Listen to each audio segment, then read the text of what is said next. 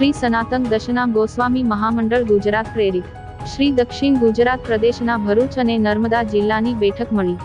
શ્રી સનાતન દશનામ ગોસ્વામી મહામંડળ ગુજરાત પ્રેરિત શ્રી દક્ષિણ ગુજરાત પ્રદેશના ભરૂચ અને નર્મદા જિલ્લાની બેઠક મજૂર કલ્યાણ કેન્દ્ર વડદલા તાલુકો જિલ્લા ભરૂચ ખાતે મધ્ય ગુજરાતના પ્રમુખ ઉમેશગીરી ગોસ્વામીના અધ્યક્ષ સ્થાને મળી હતી.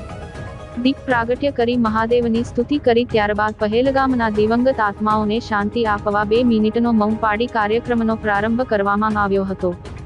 કાર્યક્રમની શરૂઆતની પ્રસ્તાવના સનાતન દશનામ ગોસ્વામી મહામંડળના સહમંત્રી અને દક્ષિણ ગુજરાત પ્રદેશના પ્રમુખ તુલસીપુરી ગોસ્વામીએ સ્વાગત પ્રવચન અને પ્રસ્તાવના કરી. ત્યારબાદ પ્રાસંગિક પ્રવચનમાં જિજ્ઞાસાબેન ગોસ્વામી મહિલા પ્રમુખ દક્ષિણ ગુજરાતે મહિલા સશક્તિકરણની વાત કરી હતી.